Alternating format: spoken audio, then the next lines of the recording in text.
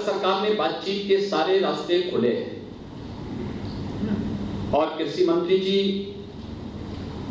भारत सरकार के कृषि मंत्री और अन्य केंद्रीय मंत्रीगण किसान प्रतिनिधियों के साथ कई दौर की बातचीत कर चुके हैं।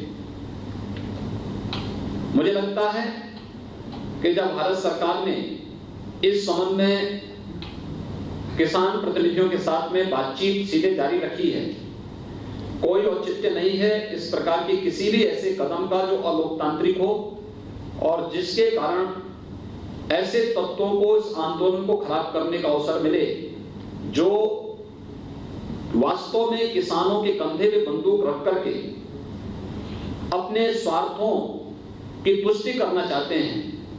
और इसलिए हम लोग चाहेंगे कि बातचीत का क्रम, संवाद बना रहना चाहिए और संवाद किसानों के हित में जो कदम मोदी सरकार ने उठाए हैं पिछले 6 वर्षों के दौरान, मैं विश्वास के साथ कह सकता हूं कि आजादी के बाद 55 वर्षों तक शासन करने वाली राजनीतिक दल ने किसानों के हित में इस प्रकार के कभी भी महत्वपूर्ण कदम नहीं उठाए।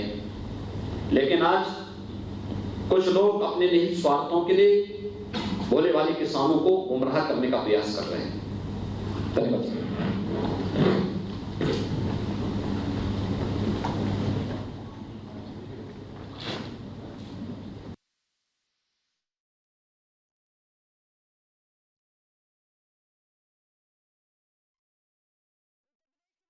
योगी आदित्यनाथ जिन्होंने कहा कि किस तरह राजनीतिक दल छलावा कर रहे हैं, पहले कुछ बात और अब कैसे आंदोलन के समय किसानों को ही ठग रहे हैं। योगी आदित्यनाथ की ये प्रेस कॉन्फ्रेंस, कल किसानों ने भारत बंद का ऐलान दिया है और योगी आदित्यनाथ कह रहे हैं कि विपक्ष कैसे किसानों को अपना हथियार बना रहा है, किसानों के जरिए अपनी राजनीति खेल रहा है।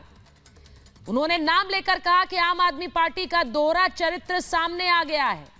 आम आदमी पार्टी पर सीधा सीधा हमला योगी आदित्यनाथ का। सत्ता में रहते हुए अलग बात और सत्ता में आने के बाद अलग बात। किस तरह से कांग्रेस पार्टी को घेर रहे हैं योगी आदित्यनाथ। उत्तर प्रदेश के मुख्यमंत्री प्रेस कॉन्फ्रेंस कर रहे थे भारत बंद से पहले कि भारत बंद का समर्थन दरअसल अराजकता फैलाना है। दरअसल पॉलिटिकल पार्टी, सियासी दल चाहते हैं कि किसानों के आंदोलन को हाईजैक कर लिया जाए, भारत बंद को समर्थन दिया जाए और उसके बाद उसमें मिलकर अराजकता फैलाई जाए। इस बात पर शक और संदेह जताया है योगी आदित्यनाथ ने कि सियासी दलों का समर्थन एक साजिश के तहत है और एक गलत मंशा के तहत है। तो विपक्ष में आते ही कैसे इन राजनीतिक दलों की भाषा बदल जाती है। कुछ पार्टियां दरअसल माहौल खराब करने की कोशिश कर रही है, कहना है योगी आदित्यनाथ का। कृषि कानून पर कैसे भ्रम फैलाया जा रहा है। यूपीए के वक्त शरद पवार ने खुद बाकायदा इस कानून के समर्थन के लिए चिट्ठी लिखी थी और सबको एकमत करने की कोशिश कर रहे थे, लेकिन आज दूसरी बात कर रहे हैं।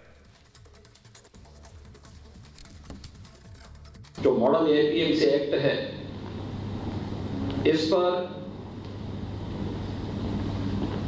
राजनीतिक दलों का वर्तमान रवैया उनके दोहरे चरित्र को प्रदर्शित करने वाला है। कृषि संबंधी सुधार से जुड़े हुए जो महत्वपूर्ण बिल केंद्र सरकार ने उठाए हैं, जिसको लेकर के देश के कुछ राजनीतिक दलों के द्वारा